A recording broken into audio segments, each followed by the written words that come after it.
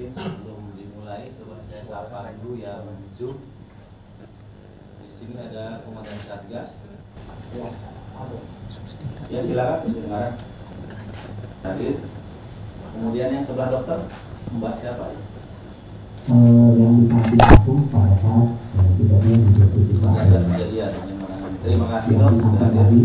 Dengan Dr. Rocky Bernis yang pada saat itu dia juga ikut membantu. Baik, terima kasih. Pada saat menangani dengan baik lagi dengan sistem Liana. Nah, sistem Liana juga mengalami Dr. Eko.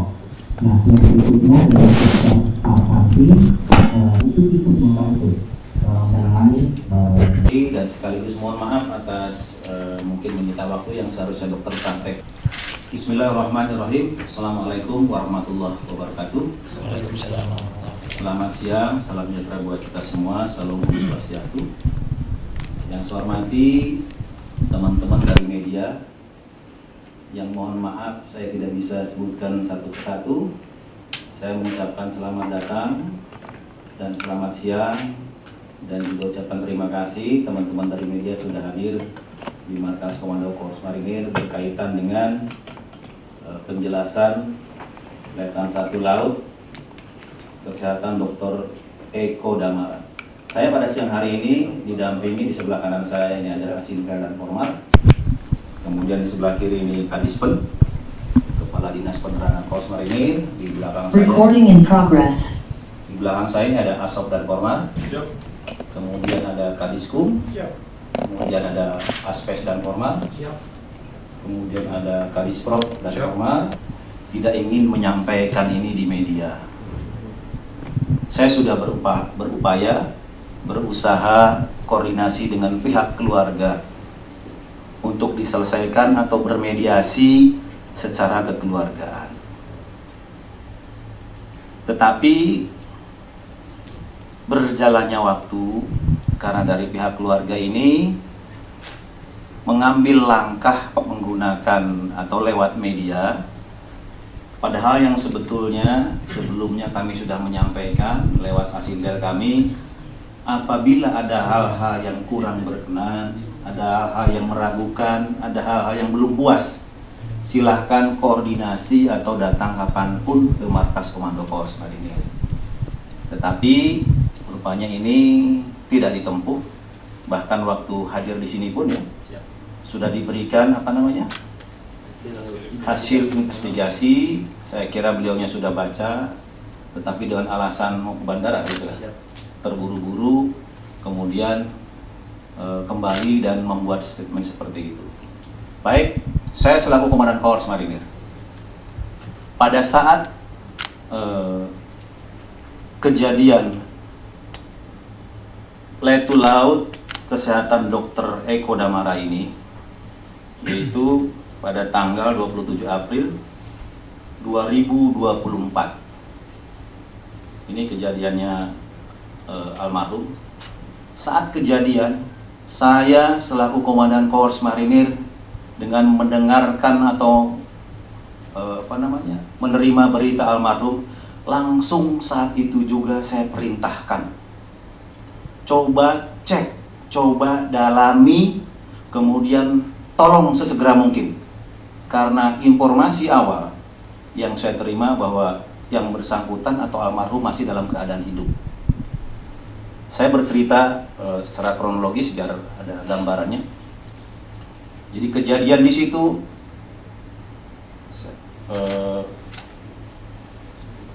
saya baca aja sebentar. Hasil dari tim investigasi, karena saya langsung perintahkan dengan nomor dan Kormar di sini ada. Nomor sprint 950 4 Romawi 2024 tanggal 28 April 2024. Artinya saya sudah melaksanakan tugas sebagai dan Kormar untuk menyelidiki, untuk melihat secara lebih detail, lebih dalam, lebih jelas, sebagai pertanggungjawaban saya sebagai Komandan Korps untuk dilaporkan ke tingkat yang lebih atas. Nah, dari hasil investigasi ini didapat keterangan seperti ini. Berdasarkan informasi awal dari Pasintel Satgas Pamtas Mobil RI PNG Yonif 7 Marinir 2023 bahwa pada hari Sabtu tanggal 27 April 2024 atas nama Letu Laut Kesehatan Dr. Eko Damara NRP 23057P jabatan sebagai dokter Satgas Pamtas Mobil RI PNG Yonif 7 Marinir dinyatakan meninggal dunia di Kotis Koramil DKI Kodim 1715 Yahukimo. Sehubungan dengan hal tersebut, tadi sudah saya sampaikan, saya segera mengeluarkan surat perintah untuk melaksanakan tim investigasi untuk aksi kejadian yang sebenarnya seperti apa. Kemudian tim investigasi tersebut bertujuan tadi sudah saya sampaikan untuk memberikan laporan kejadian yang sebenarnya tentang sebab meninggalnya almarhum. Almarhum dari TKP dibawa ke RSUD DKI setelah dinyatakan meninggal dunia. Jenazah dibawa ke Masjid At-Taqwa untuk dilaksanakan, di sana dimandikan, kemudian dikafani, kemudian diberikan formalin yang tadi ada dokter dan para perawat di sana, kemudian juga disolatkan. Setelah itu jenazah dibawa ke Kotis untuk disemayamkan menunggu proses evakuasi. Di sini teman-teman media, ini daerah operasi, artinya gambarannya tidak seperti di Jakarta.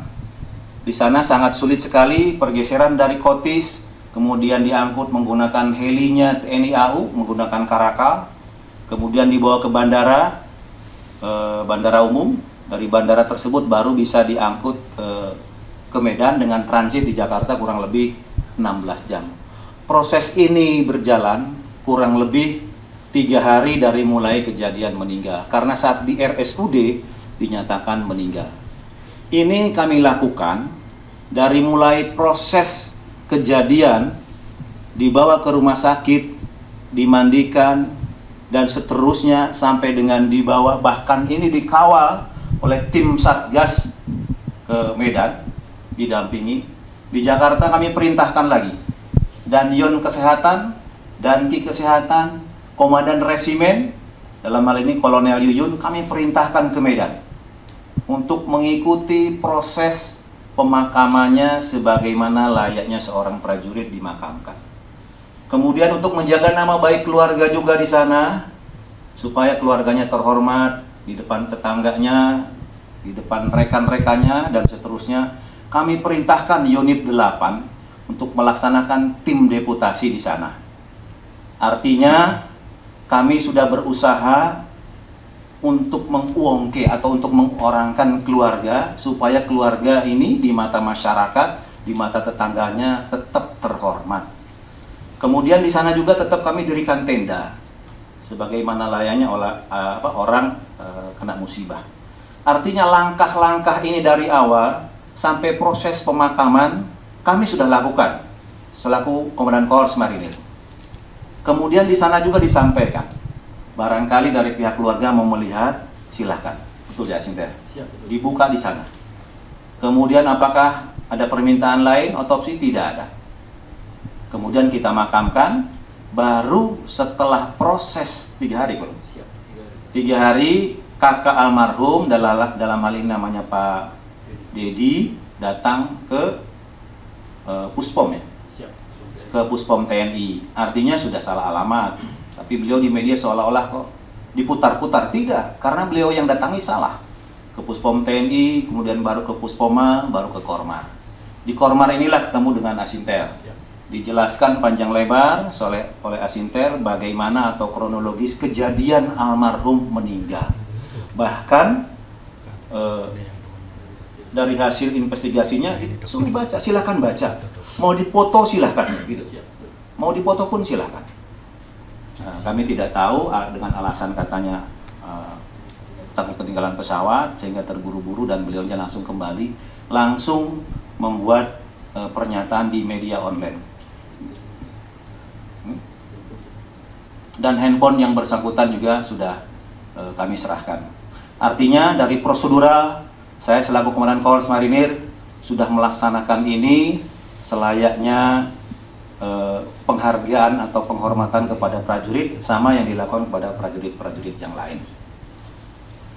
Nah, yang kami sayangkan di sini dari pihak keluarga, selama proses ini dengan kami sudah menyampaikan silakan apabila ada keraguan, tapi ini tidak ditempuh, tapi Pak Dedi malah menyampaikan di media online dengan pernyataan sepihak yang tidak ada koordinasi dulu dengan pihak kami.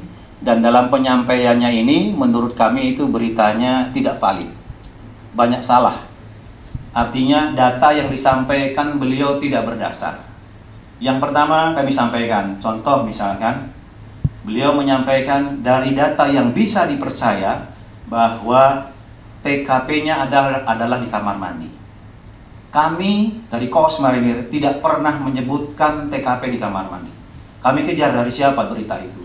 Beliau tidak mau menyampaikan, hanya menyampaikan dari orang yang bisa kami percaya. Artinya tidak terbuka di sana.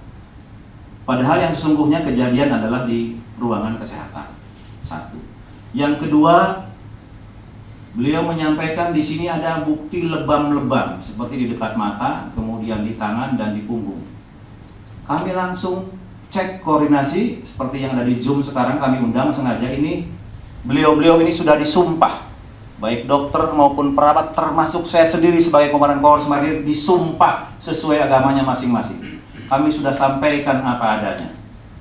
Di foto tidak ada sedikit pun lebam, baik di pelipis dekat mata maupun di tangan. Di sana foto saat dimandikan ada dan sudah kami kirimkan.